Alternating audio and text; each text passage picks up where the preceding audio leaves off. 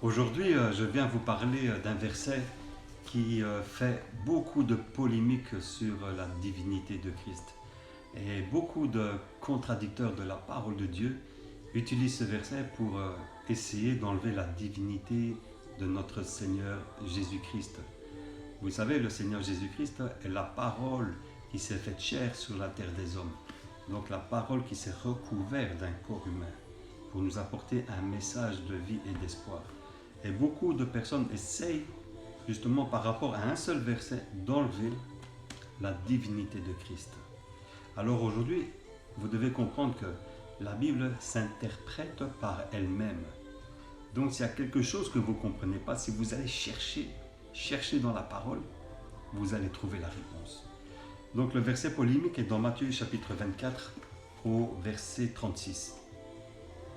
Pour ce qui est du jour et de l'heure, personne ne les connaît, ni les anges des cieux, ni le Fils, mais le Père seul. Dans d'autres versions, le mot « ni le Fils » n'est même pas noté.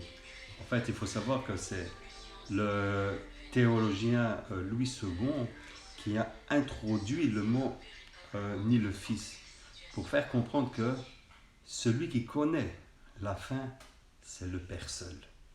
Alors, vous allez comprendre ici maintenant la pensée de Christ par rapport à ce message qu'il nous a apporté. Dans Actes chapitre 1 au verset 7, c'est encore le Seigneur Jésus-Christ qui parle. Il parle à ses disciples, parce que les disciples lui avaient posé exactement la même chose. Et regardez ce qu'il dit.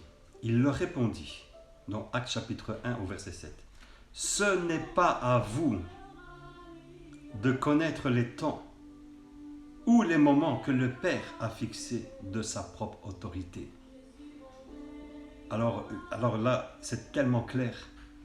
Le Seigneur Jésus-Christ voulait simplement dire, ce n'est pas à vous de savoir. Ce n'est pas à nous, les êtres humains, de savoir le temps de la fin.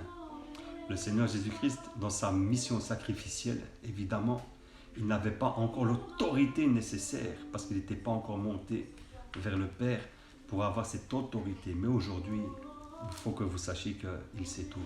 Il est omniscient, omniprésent. Il est partout, mes frères et sœurs.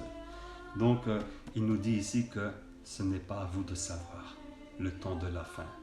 Car le temps de Dieu n'est pas le temps des hommes. Un jour, aux yeux de Dieu, c'est comme 1000 ans à nos yeux. Vous voyez, il n'est pas dans notre dimension. Donc Dieu te bénisse et j'espère que ça t'aura ouvert les yeux.